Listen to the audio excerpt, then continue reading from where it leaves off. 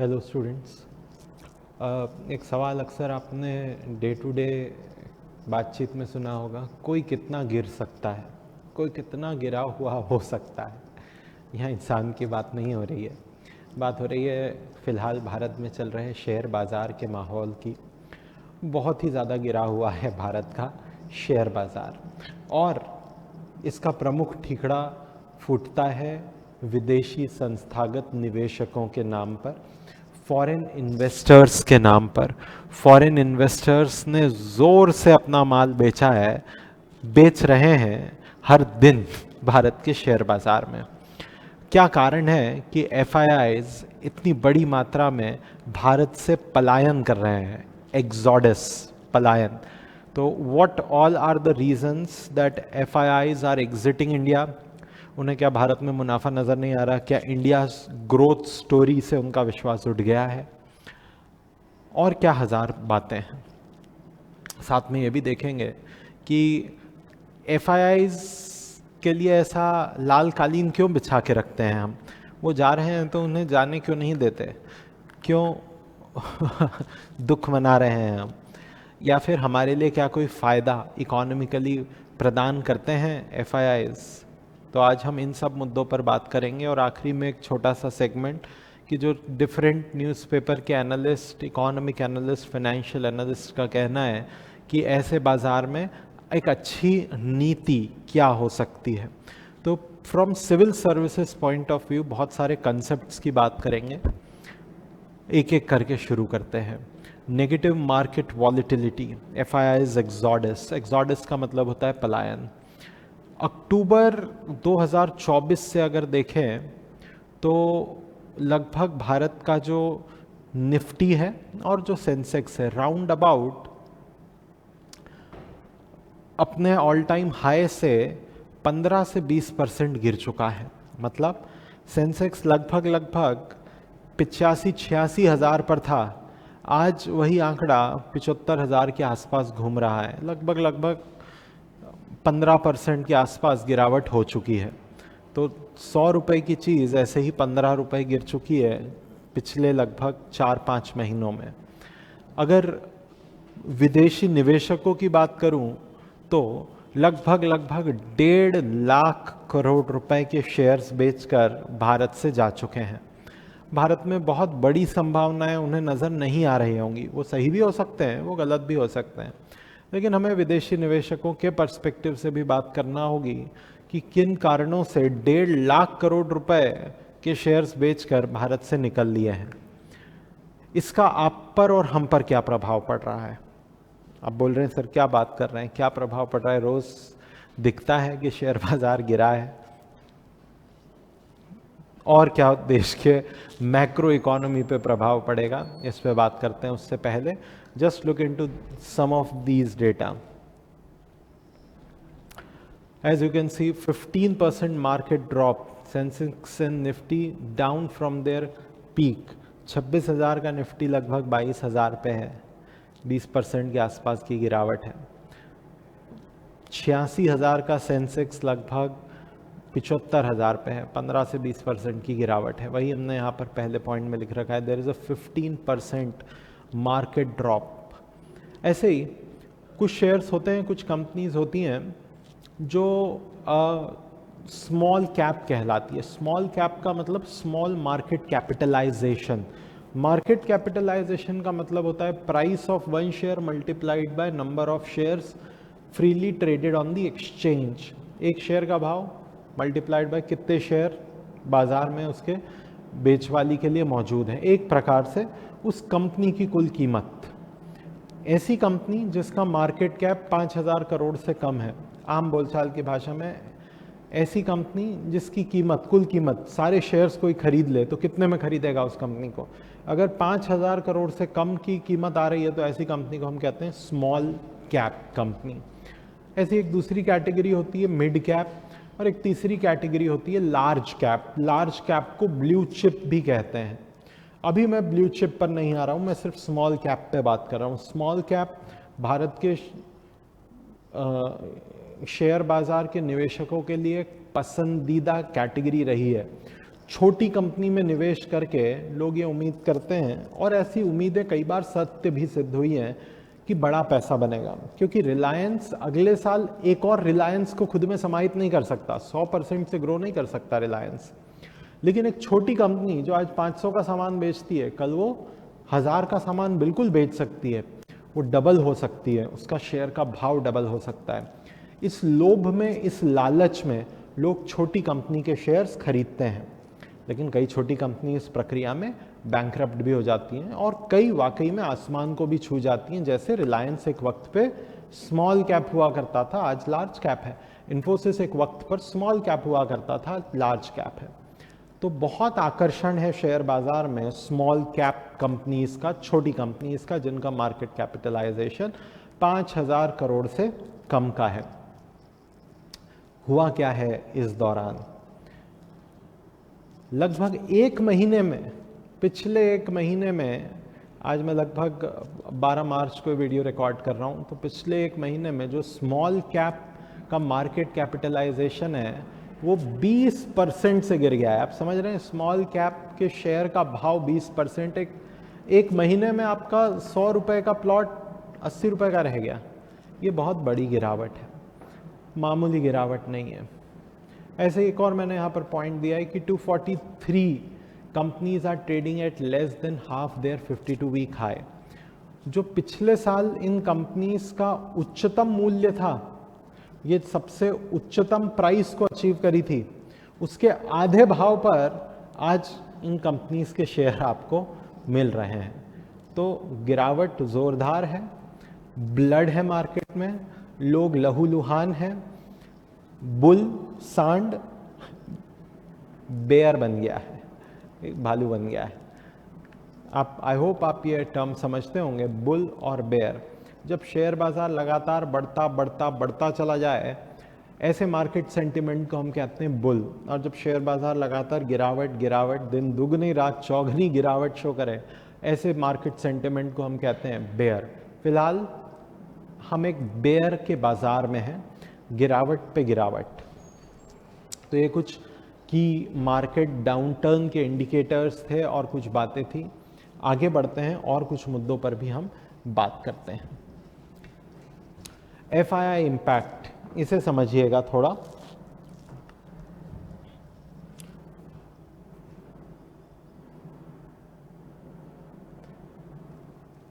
अगर भारत के शेयर बाजार की आप कीमत पूरे कितने रुपए लगे हुए हैं, आप 100 रुपये माने, तो लगभग 20 रुपये जो है वो हमारे विदेशी निवेशकों ने निकाल लिए हैं पिछले कई 6-7 महीनों में। तो कोई आपकी कंपनी से 20% हिस्सेदारी लेकर चला गया है, प्रभाव पड़ेगा आप पर। तो 100 रुपये हमारे शेयर बाजार में लगे हैं, उसमें से 20 रुपये ये लोग विदेश लेकर वापस चले गए हैं, तो शेयर का भाव तो गिरेगा। तो there is 20% exit of FIIs। अभी भी पैसा बहुत सारा लगा हुआ है, लेकिन हर दिन निकालते जा रहे हैं। फिर सवाल आता है कि वाई आर FIIs एग्जिटिंग? ऐसा क्या हो गया है, इनको ऐसा क्या बुरा लग गया, हमारी कौन सी बात इन्हें बुरी लग गई कि ये सब बेचकर जा रहे हैं? इतने पतली चमड़ी के नहीं होते, भैंस की चमड़ी है, मोटी चमड़ी के हैं, इन्हें किसी बात का बुरा नहीं लगता। इन्हें सिर्फ एक ही चीज़ प्यारी है और जो होनी भी चाहिए, वो है मुनाफा। अगर मुनाफा जिस देश में दिखेगा उस देश में रुकेंगे, जिस देश में मुनाफा नहीं दिखेगा तो नहीं रुकेंगे। आप इन्हें गालियां बक लीजिए, अगर मुनाफा दिखेगा तो रुकेंगे। आप बहुत प्यार से मीठी मीठी बातें कर लीजिए, अगर इन्हें मुनाफा नहीं दिखेगा तो ये नहीं रुकेंगे। कुल मिलाकर विदेशी निवेशकों को भारत में बड़ा मुनाफा बनते नहीं दिख रहा है, इसलिए बेच बेच कर अपने देश, अपने हमवतन अमेरिका लौट रहे हैं। एक उदाहरण है यहाँ पर कि भारत के बाजार ने पिछले साल, लास्ट ईयर, 100 रुपये को 108 रुपया बना के दिया, मतलब 8% का रिटर्न दिया। वहीं अगर अमेरिका के बाजार की बात करें तो वहाँ पर लगाया गया 100 रुपया 124 रुपया बन चुका है।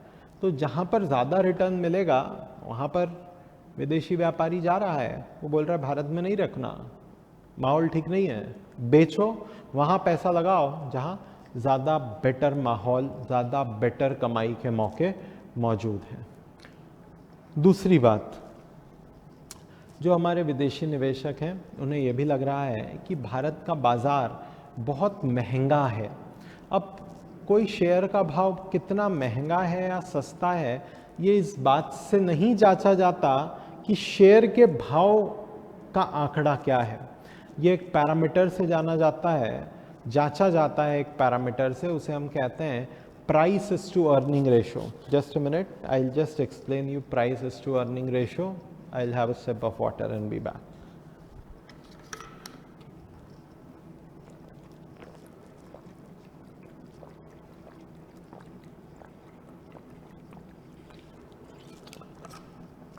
ठीक है, बात करते हैं हम।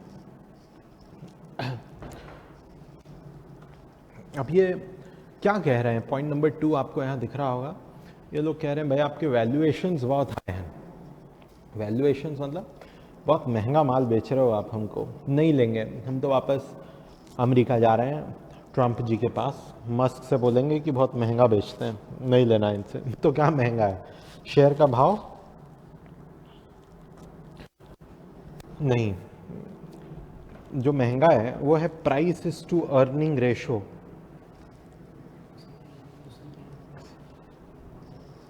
ठीक,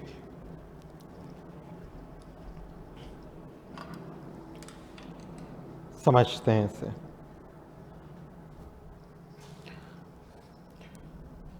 मान लीजिए कि एक अडानी जी का शेयर है, Adani enterprises,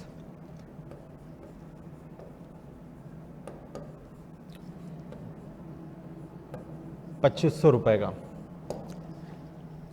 corresponding to this Tata steel के शेयर का भाव है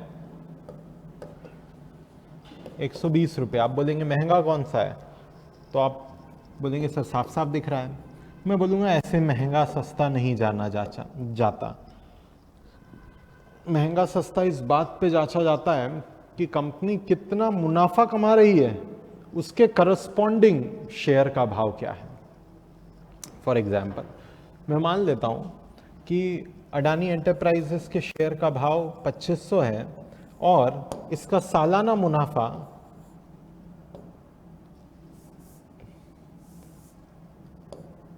1250 है।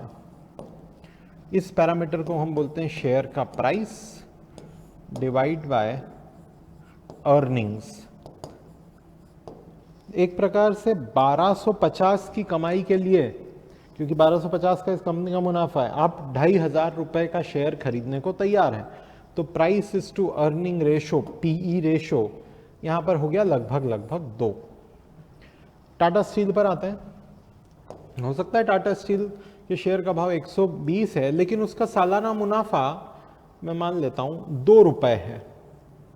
अभी क्या हो जाएगा इसका price is to earning ratio 60, कि यार ₹2 के मुनाफे में चलने वाली कंपनी को तुम ₹120 में खरीदने को तैयार हो, बहुत महंगा खरीद रहे हो, ऐसे कैसे व्यापार करोगे, पिटा जाओगे बाजार में। ठीक, तो यहां पर पीई रेशो के आधार पर शेयर को सस्ता या महंगा करार दिया जाता है, ना कि इस बात पर कि शेयर का भाव कितना है। अब ऐसे आप पूरे भारत के मार्केट का एक औसत पी रेशो निकाल लीजिए। पूरे भारत के मार्केट से मेरा मतलब है कि जो निफ्टी की 50 कंपनीज हैं उनका आप पी रेशो निकाल लीजिए। उनका जो औसत पी रेशो है बहुत ऊंचा है, वो आ रहा है 31। यहां पर मैंने कहीं मेंशन कर रखा होगा, yes, just see to this one, 31 times of price to book ratio। ये कोई सस्ता आंकड़ा नहीं है। ट्रेडिशनली जो भारत में निफ्टी का पी रेशो रहा है वो 21 से 24 के बीच रहा है। मतलब प्राइस बहुत बढ़ गए हैं, लेकिन जो नीचे का डिनोमिनेटर है कंपनी का मुनाफा वो उतना नहीं बढ़ा है। इस कारण से आपका पीई रेशो बहुत ऊंचा हो गया है। तो इसलिए विदेशी कह रहे हैं भाई बहुत महंगा सामान बेचते हो, इतना महंगा नहीं पूरता है, ठीक, और बोल रहे भाई हम तो चले अपने गांव, इसलिए भी बेच रहे हैं। तीसरा एक बहुत बहुत महत्वपूर्ण कारण है, वो है capital gains tax.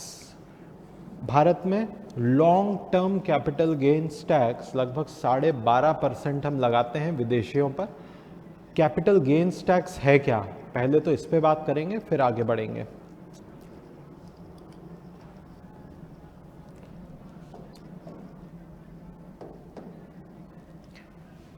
For example, आपने 100 रुपए का शेयर लिया और आपने इसे 400 में बेचा 1 साल के बाद, आफ्टर 1 ईयर, तो हम इसको कहेंगे कि आपने इस शेयर को लॉन्ग टर्म के लिए रखा, आफ्टर 1 ईयर आप बेच रहे हैं, तो this is a long term investment. आपको एक लंबी अवधि के बाद मुनाफा हुआ है। 2 साल बाद बेचो कि 2000 साल बाद बेचो, आपने 1 साल बाद बेचा ना, बात ठीक है, लॉन्ग टर्म।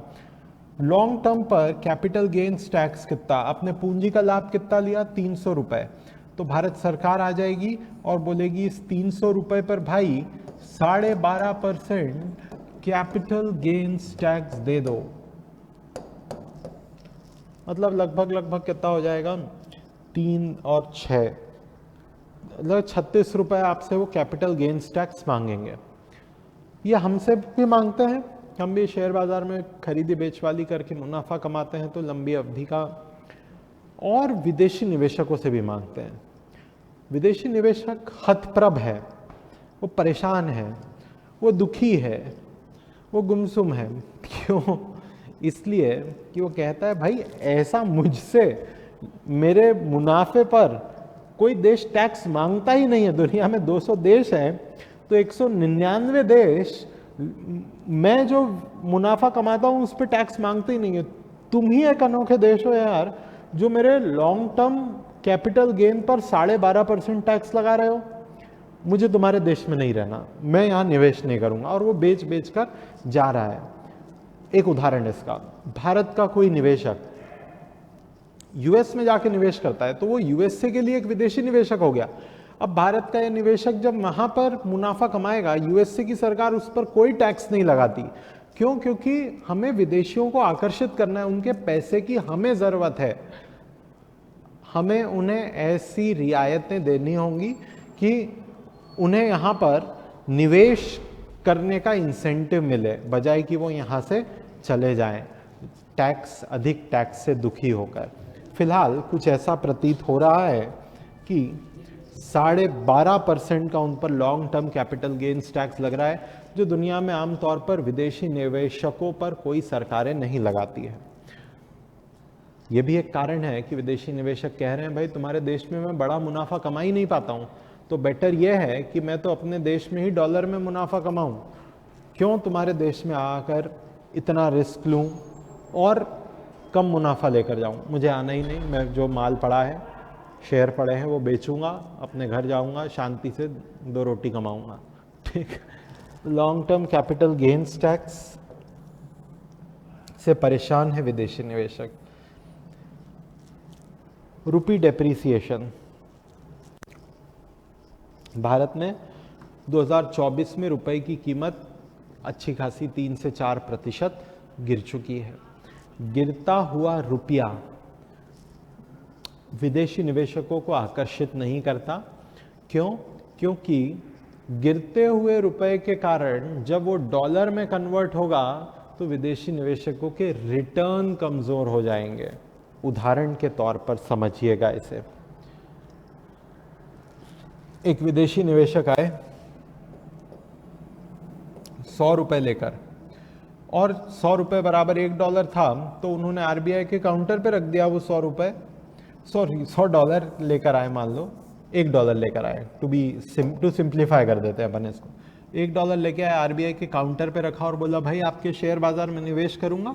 और उस वक्त पर जब ये आए, मान लो 2014 में, तो $1 बराबर 100 रुपए था, तो आरबीआई ने बोला ये लो 100 रुपए, खरीद लो शेयर्स, जी लो अपनी जिंदगी, एचडीएफसी खरीद लो, रिलायंस खरीद लो, माझगांव डॉक्स खरीद लो, जो शेयर खरीदना है वो खरीद लो। विदेशी निवेशक बहुत खुश, उसने 100 रुपए के शेयर खरीदे और 10 साल बाद बेचे तो 200 रुपए, मतलब ₹100 का मुनाफा, प्रॉफिट। लेकिन हुआ क्या, अब ये ₹200 जो इसने बेचा ₹200 में, तो अब ये ₹200 तो अमेरिका ले नहीं जाएगा ना, वहां पर तो रुपया चलता नहीं है। तो ये फिर आरबीआई के पास गया और इसने बोला कि ₹200 डॉलर में कन्वर्ट करके दे दो। आरबीआई ने बोला ये लो $1 कि विदेशी निवेशक हतप्रभ, अरे यार ₹100 का $1 था 2014, आज ₹200। बिल्कुल, रुपए की कीमत गिर चुकी है, आरबीआई समझाएगा।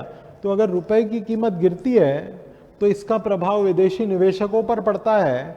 कब? जब वो मुनाफा कमा ले, तब भी उनके मुनाफे में कमी आ जाएगी। अब वो यूएस कितना लेके जाएगा? $1 ही लेके जा पाएगा।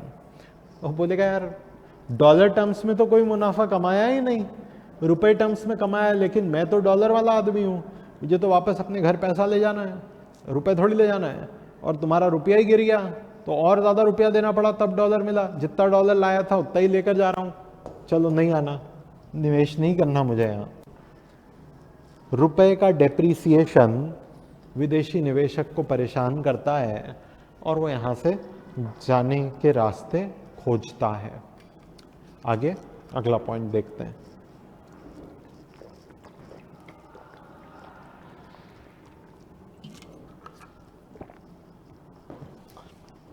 तो इसको आप बहुत अच्छे से समराइज भी कर सकते हैं कि रिटर्न नहीं मिल रहा, भारत का बाजार महंगा है, टैक्स का बर्डन पड़ रहा है विदेशी निवेशकों पर, और रुपया डेप्रीशिएट हो रहा है, इसलिए विदेशी निवेशक जा रहा है।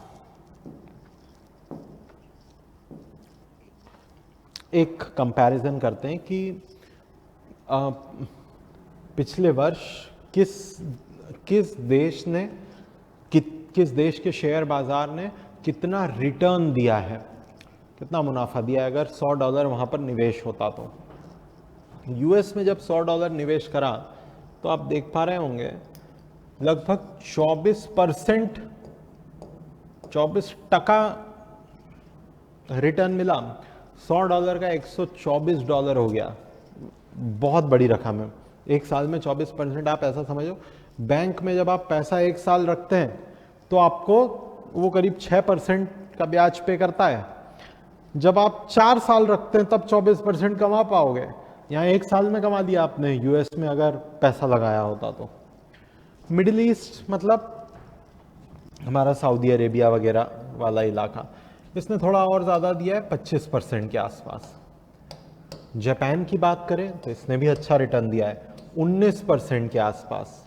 यूरोप जैसा एक बूढ़ा देश जहां बहुत ज़्यादा ग्रोथ नहीं है, उसने भी 17% का रिटर्न दिया। चिंता की बात, भारत जैसा एक यंग डेमोग्राफिक डिविडेंड के दौर से गुजरने वाला देश, उसके शेयर बाजार ने लगभग 8% रिटर्न दिया है। तो आप भी अगर विदेशी निवेशक होते तो आप देखते कि यार कौन से बाजार में मेरा पैसा, मेरा धंधा ज़्यादा बढ़ने की संभावना है। आप कम बढ़ोतरी वाले देश से बाहर निकलकर आप ज़्यादा बढ़ोतरी वाले देश में निवेश करना प्रेफर करते। द वैल्यूएशन प्रॉब्लम, इसे भी समझते हैं हम। इसका पी रेशो से ही लेना देना है।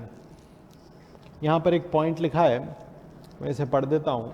No amount of hand waving about the India story can justify paying 31 times of earning. आप मतलब समझ रहे हैं, ₹1 के कंपनी के मुनाफे के लिए, वो कंपनी जो ₹1 का मुनाफा कमा रही है साल भर में, उसके शेयर का भाव है ₹31। इसको ऐसे समझो आप कि वो दुकान जो ₹1 का किराया आपको दे रही है, आप क्या उसको ₹31 में खरीदोगे कि अगले साल मुझे ₹1 का मुनाफा मिलेगा इसलिए आज ₹31 दे रहा हूं? ये अच्छा धंधे की समझ नहीं है। भारत के शेयर बाजार में यही हुआ है कि कंपनीज के दाम अनाप शनाप ऊंचाइयों पर पहुंच गए। जहां पीई रेशो 31 टाइम्स हो गया, तो फिर उसके नॉर्मलाइज होने की प्रक्रिया भी बाजार ने शुरू कर दी और बोला कि गिराओ शेयर को। अश्वत्थ दामोदरन एक बहुत फेमस प्रोफेसर है वैल्यूएशन को लेकर। वैल्यूएशन मतलब किस कंपनी का क्या उचित भाव होना चाहिए। अश्वत्थ दामोदरन जी का कहना है कि भारत का बाजार अति में महंगा है, इसको और कम होने की जरूरत है, तब ये खरीदने लायक बनेगा। I hope you got this point. आगे आते हैं अगली बात। और जो दुनिया के बाजारों का महत्व है, वहाँ पर भारत के बाजार का महत्व भी बहुत कम है। एक आपको यहाँ पर मैं चार्ट दिखा रहा हूँ, ये MSC मतलब मॉर्गन स्टैनली कंपोजिट इंडेक्स कहते हैं इसको। इस इंडेक्स में सबसे बड़ा वेटेज किसे दिया गया है? जिसकी दुनिया में सबसे बड़ी अर्थव्यवस्था है, जिसकी धाक है, जो दुनिया को वस्तुएं और सेवाएं बेहतरीन किस्म की बना बनाकर बेचता है, USA। अगर आप मुझे देख रहे हैं तो शायद आप एक USA में बने प्रोडक्ट एंड्रॉयड फ़ोन से देख रहे होंगे, या फिर लैपटॉप से देख रहे हैं तो आप माइक्रोसॉफ्ट का इस्तेमाल कर रहे होंगे। आप उसके अंदर ब्राउज़र इस्तेमाल कर रहे हैं तो वो एक USA की कंपनी ने बनाई है। आप मुझे अगर YouTube पर देख रहे हैं तो वो एक USA की कंपनी को बिलोंग करता है। कुल मिलाकर उन्होंने अपने व्यापार, अपने धंधे को बढ़ाया है। इसलिए जो दुनिया के सभी शेयर बाजार को आप जोड़ दूं तो जो सबसे बड़ा महत्व आपको नजर आएगा वो अमेरिका के शेयर बाजार का आएगा।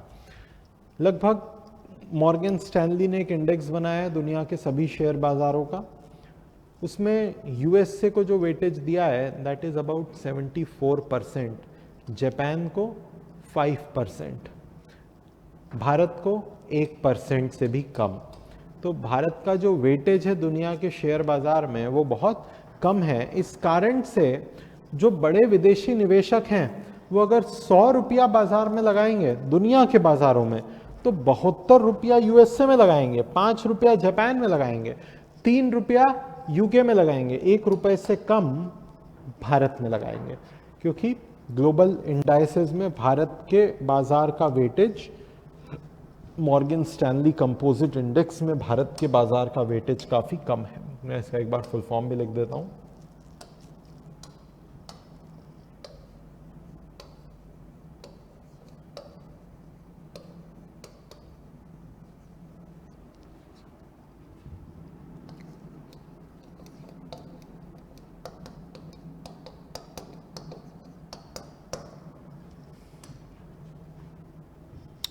द टैक्स डिसएडवांटेज मैंने आपको वहीं समझा दिया था, पर हमने एक सेपरेट स्लाइड भी इस पर रखी है, हम इस पर भी बात करेंगे।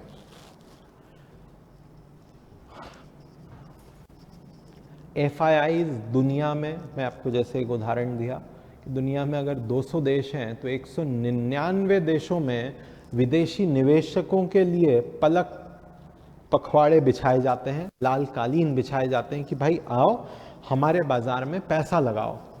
भारत ने विदेशी निवेशकों पर 12.5% का long term capital gains tax लगा दिया। उसके रिपरकशंस हमें नजर आ रहे हैं। इन्हें भारत में मुनाफा होते नहीं दिख रहा है और ये बेच कर उन इलाकों में जा रहे हैं जहां ज्यादा बेहतर GDP ग्रोथ, जहां कम टैक्सेशन इन्हें प्राप्त है।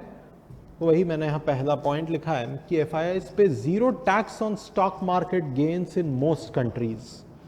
भारत सरकार को इसमें रिफॉर्म देर सबेर करने की आवश्यकता पड़ेगी।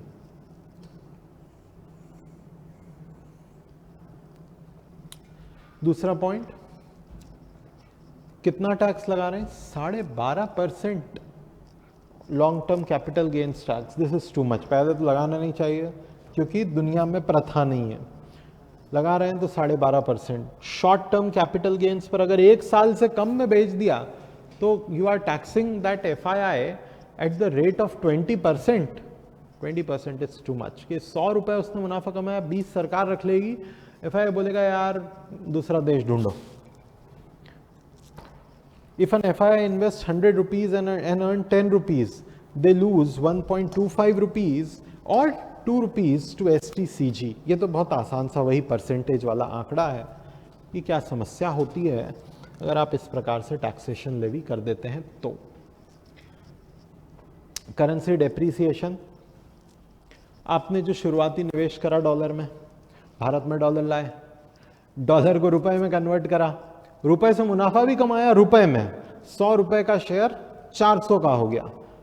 फाइन, आप 400 रुपए तो अपने अमेरिका नहीं ले जाओगे ना, आप 400 को डॉलर में कन्वर्ट करोगे, लेकिन रुपए की कीमत डॉलर के कंपैरिजन में गिर गई, तो आपको जो डॉलर मिलेगा वो कम मिलेगा, आपको जो रिटर्न मिला भारत के शेयर बाजार से वो कम हो गया। Your return diminishes because of rupee depreciation. Add to this, अभी दुख खत्म नहीं होता है, हम सबको पता है कि दुख क्यों खत्म नहीं होता, अभी दुख खत्म नहीं होता है, रुपया गिरा, अब जो मुनाफा कमाया, पहले ही रुपए के गिरने के कारण विदेशियों के मुनाफे में कमी हो गई, जो मुनाफा कमाया उस पर 12.5% का long term capital gains tax दो या 20% का short term capital gains tax दो।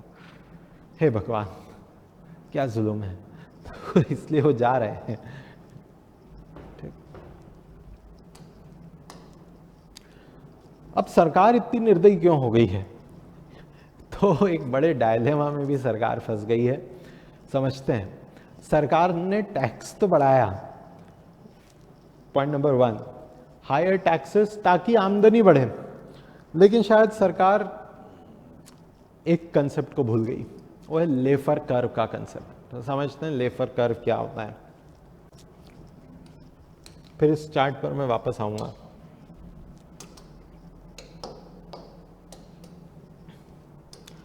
यहां y एक्सिस पर आप टैक्स का रेवेन्यू बनाइए,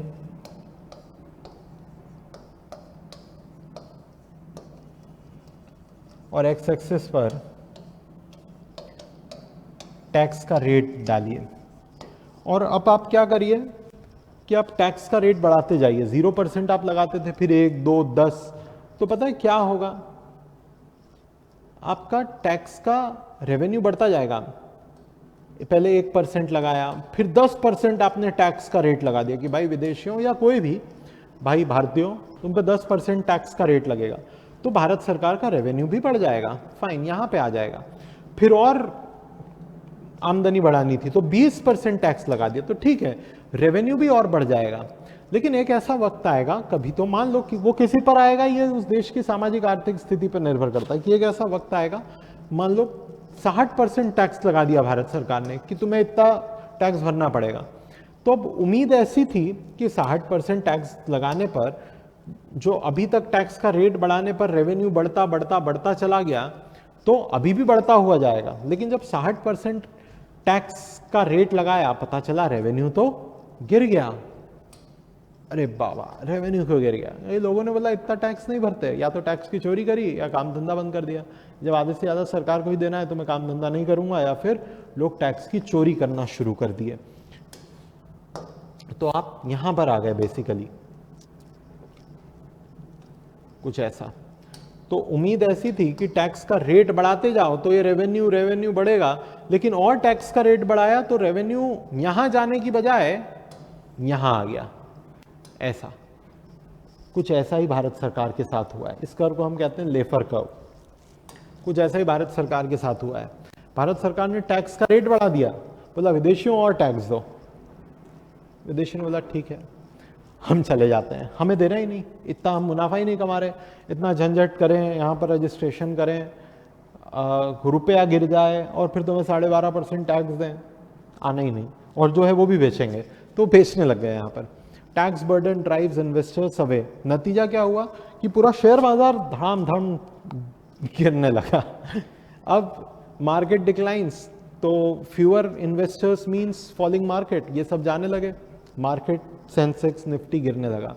इसके कारण जो लोगों को मुनाफा होता शेयर बाजार में, वो मुनाफा ही नहीं हुआ। शेयर का दाम ही गिर गया तो मुनाफा किस बात का? तो आपके और मेरे जैसे निवेशक जिनके शेयर में पैसा लगा होगा, अब उन्हें मुनाफा नहीं हुआ। मुनाफा ही नहीं हुआ तो फिर किस बात का कैपिटल गेन्स टैक्स? तो सरकार का प्लान उल्टा पड़ता नजर आ रहा है कि यार टैक्स का रेट बढ़ा के ज़्यादा रेवेन्यू कमाते, लेकिन टैक्स का रेट बढ़ाने पर विदेशी निवेशक बाहर जाने लगे, जिससे शेयर गिरने लगा। शेयर गिरने लगा तो लोगों को घाटा होने लगा, घाटे पर तो टैक्स नहीं लगा सकते, तो टैक्स का रेवेन्यू गिरने लगेगा। तो कैसी विडंबना हो गई है कि टैक्स का रेट बढ़ाने पर शायद इस साल टैक्स का रेवेन्यू गिर जाए।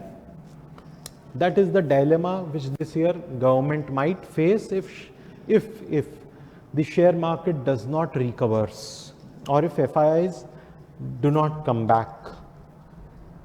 I hope you are getting the complexity, the nitty-gritty of the system. ऐसे मुद्दों को सिर्फ civil services point of view से ही नहीं, डेली लाइफ, प्रैक्टिकल लाइफ, देश की अर्थव्यवस्था, देश की राजनीति, टैक्सेशन, हम किन मुद्दों पर सरकार से सवाल करें, इन सब में आपकी मदद होती है जब आप इस प्रकार के मुद्दों को गहराई से समझते हैं, सीखते हैं, सुनते हैं, बजाय कि रील्स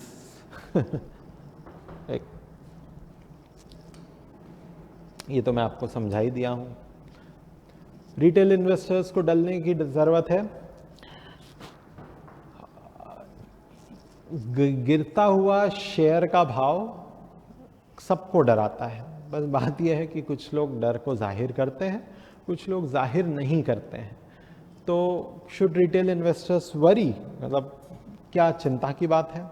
इसका कोई एक सीधा सपाट जवाब तो नहीं है। एफआईआई पर्सपेक्टिव से हम देखें तो वो तो भाई लोग ही ऐसे हैं, जहां मुनाफा दिखेगा वहां आ जाएंगे, चाहे उन्हें फिर गालियां बको, वो आएंगे मुनाफा दिखेगा तो, और मुनाफा नहीं दिखेगा तो चाहे आप उनके लिए लोरियां गा दें, वो नहीं आएंगे अगर मुनाफा नहीं दिखेगा तो। वही मैंने यहाँ लिखा है कि constantly FII shift money across geographies, they chase best risk reward, जहाँ रिस्क कम हो रिवॉर्ड ज़्यादा हो डॉलर टर्म्स में। और इसमें वो किसी देश की करेंसी के क्या हालचाल हैं, गिर तो नहीं रही, उसको भी बहुत ध्यान से देखते हैं। रिटेल इन्वेस्टर्स को भले ही सीधे तौर पर करेंसी फ्लक्चुएशन परेशान नहीं करती हो, जैसे मुझे, मैं रुपए में ही अगर मुनाफा कमा लूँ तो मेरे लिए काफ़ी है। लेकिन बात है कि अगर करेंसी फ्लक्चुएट होगी तो विदेशी निवेशक जाएगा तो शेयर का भाव गिरेगा तो फिर मुझे प्रभावित करेगा। तो इसलिए डायरेक्टली करेंसी फ्लक्चुएशन मुझे प्रभावित नहीं करता, लेकिन इनडायरेक्टली तो मुझे प्रभावित करता है। तो रिटेल इन्वेस्टर्स को इस मुद्दे पर भी नज़र रखनी चाहिए। और सबसे बड़ी बात कि लंबी अवधि में ग्रोथ कैसी है, जीडीपी बढ़ेगी या नहीं बढ़ेगी, कंपनी का मुनाफा बढ़ेगा या नहीं बढ़ेगा, इस आधार पे उसे या तो चिंता करना है या नहीं करना है। आगे बात करते हैं। अब इतना क्यों एफआईआई का गुणगान कर रहे हैं? क्यों चाहिए भाई एफआईआई आपको? हमें चाहिए, मजबूरी है। कुछ तो मजबूरियां रही होगी ना, ऐसे ही तो कोई एफआईआई का गुणगान नहीं करता। तो क्या मजबूरी है?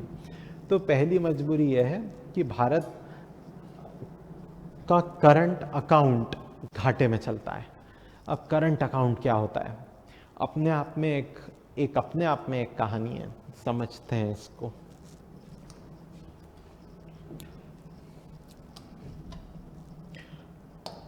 भारत लगभग 850 बिलियन डॉलर का साल में विदेशों से सामान बुला लेता है, इंपोर्ट करता है।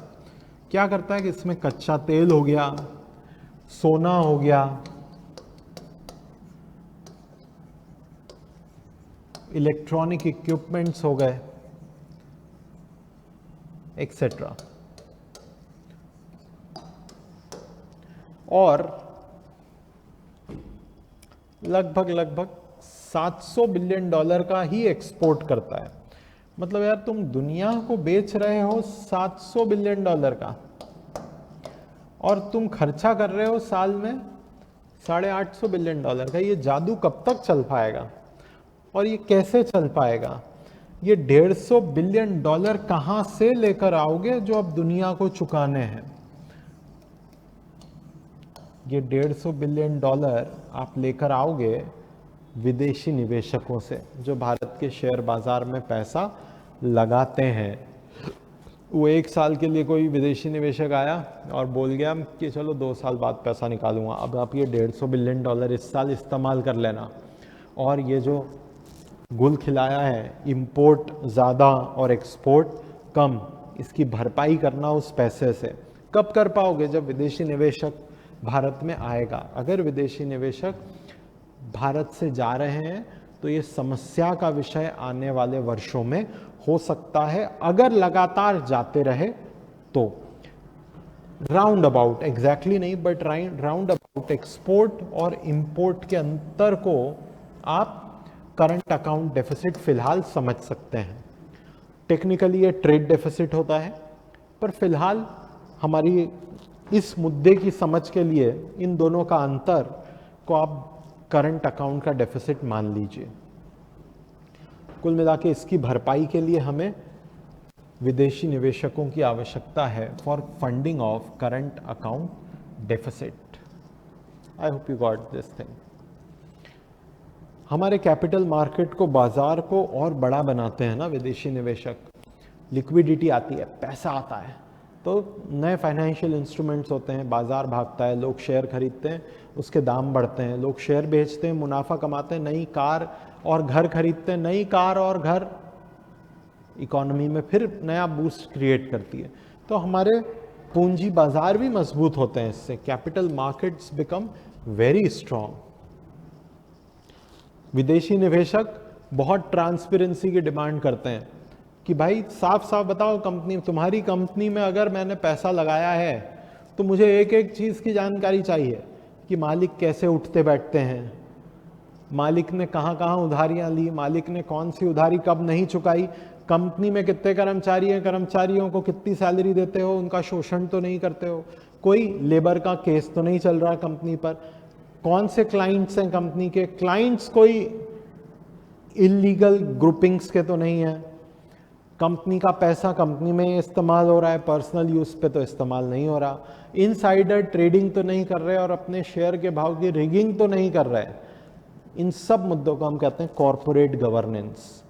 विदेशी निवेशक आमतौर पर कॉरपोरेट गवर्नेंस के मानक बहुत ऊंचे रखते हैं। इससे भारत की कंपनीज पर भी दबाव बनता है कि यार कोई विदेशी निवेशक ने निवेश कराए तो वो रिपोर्ट मांगेगा सालाना कि क्या काम करा कंपनी ने, कोयला खोद रहे हो तो एनवायरनमेंट को तो हम नहीं कर रहे हो, एक्सेट्रा। तो कॉरपोरेट गवर्नेंस के स्टैंडर्ड्स आमतौर पर फॉरेन इन्वेस्टर्स के एक्सेसिवली हाई होते हैं, ये देश को भी लाभ पहुंचाता है। विदेशी निवेशक जब भारत में निवेश करते हैं तो एक प्रकार से हम भी दुनिया के बाजार से जुड़ते हैं, क्योंकि दुनिया के बाजार का पैसा भारत में आ पाता है। तो it helps us to be part of globalisation. Globalisation से जुड़ने में मदद मिलती है। और फिर अगर विदेशी निवेशकों को यहाँ बेहतर संभावनाएं मिलती हैं तो ये एफडीआई को भी बढ़ावा दे सकते हैं। और FDI is one of the best form of foreign investment. क्यों? क्योंकि एफपीआई तो शॉर्ट टर्म के लिए आता है ना, 2 साल चला जाएगा। एफडीआई 20 साल तक रहता है। जैसे मारुति में सुजुकी ने निवेश करा, सुजुकी आज तक नहीं गया, 50 साल हो जाएंगे, सुजुकी नहीं गया है। हीरो और होंडा, तो हीरो तो साइकिल बनाता था, होंडा टेक्नोलॉजी लेकर आया और पैसा लेकर आया और उसने बोला चलो मोटरसाइकिल बनाते हैं। होंडा आज तक है देश में। विदेशी निवेशक आज निवेश करा, 2-3 साल में वापस, 6 महीने में वापस। तो विदेशी निवेशकों को अगर मुनाफा होगा तो ये एफडीआई के लिए भी राह सुगम कर पाएगा। फिर दूसरे विदेशी निवेशक सोचेंगे यार ये देश तो अच्छी अर्थव्यवस्था चलाता है, चलो यहाँ नौकरी, चलो यहाँ पर निवेश करते हैं, नौकरी नहीं करते हैं, यहाँ निवेश करते हैं, अच्छी नौकरियां उत्पन्न करके देगा। आर्थिक स्थिरता भी बढ़ती है क्योंकि आपकी करेंसी वगैरह अत्यधिक गिरती नहीं है। इस कारण से आपके पास बेटर फॉरेक्स का भंडार, विदेशी मुद्रा भंडार की मात्रा बढ़ पाती है। क्योंकि जब विदेशी निवेश आता है और आप उसको अपने करंट अकाउंट की भरपाई के लिए इस्तेमाल नहीं करें तो कहाँ रखेंगे उस डॉलर को? अपनी तिजोरी में। वही कहलाता है भारत का फॉरेन रिजर्व। वहीं यहाँ लिखा है कि यार फॉरेन रिजर्व बेहतर होता है। फॉरेन रिजर्व बेहतर होता है तो फिर आप आपके रुपये को भी बुरे वक्त में डॉलर के माध्यम से सपोर्ट कर सकते हैं। और भारत की अर्थव्यवस्था के प्रति कॉन्फिडेंस बढ़ता है। इंडिया ग्रोथ स्टोरी को आप बेच सकते हैं फिर दुनिया को, हवा में नहीं, इन कॉन्क्रीट मुद्दों पर। आगे बात करते हैं बुल मार्केट ट्रैप। ये क्या होता है? कैसे भारत के रिटेल निवेशक कम जानकारी के अभाव में और भावनाओं के बहाव में बुल मार्केट में फंस जाते हैं। बुल मार्केट में आपको बताया हूँ ऐसा बाजार जब शेयर बढ़ता बढ़ता चला जाए, उसको हम कहते हैं बुल मार्केट। शुरुआत कुछ ऐसे होती है कि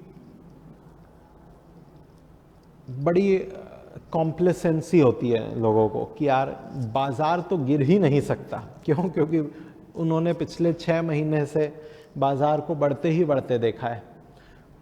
तो कॉम्प्लेसेंसी क्रिएट हो जाती है कि बाजार नहीं गिरेगा, बाजार नहीं गिरेगा। भारत की ग्रोथ स्टोरी है, इंडिया ग्रोथ स्टोरी है।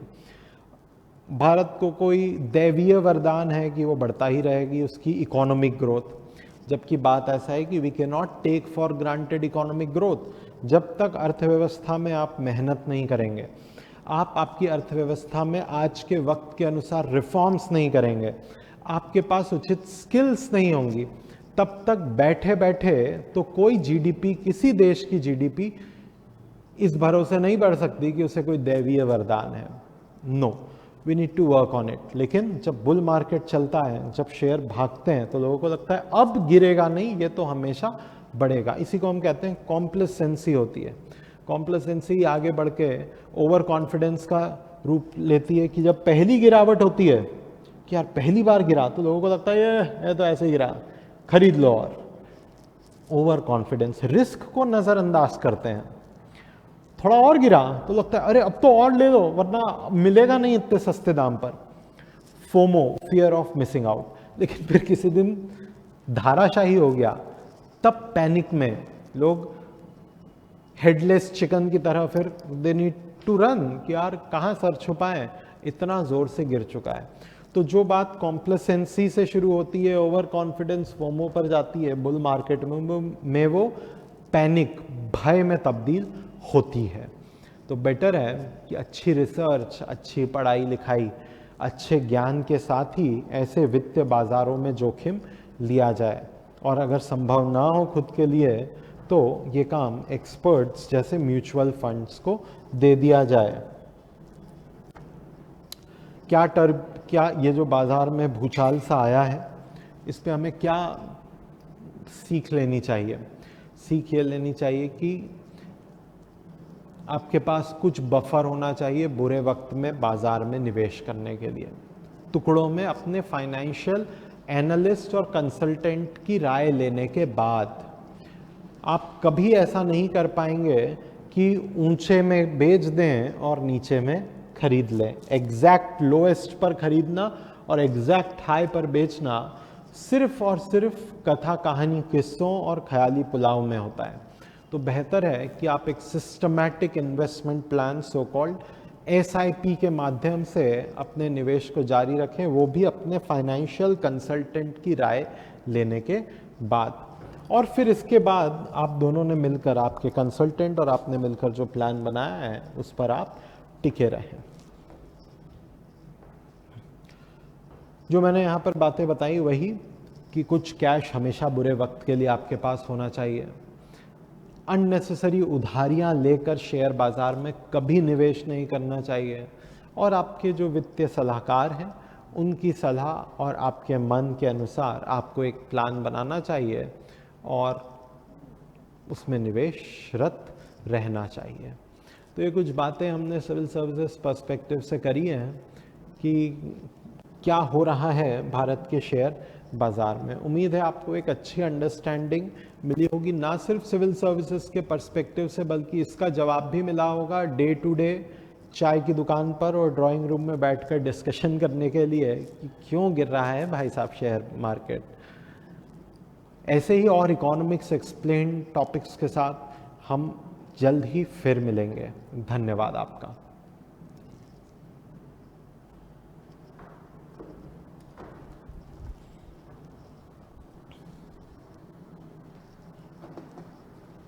कितने मिनट हुआ? 50 मिनट हुआ।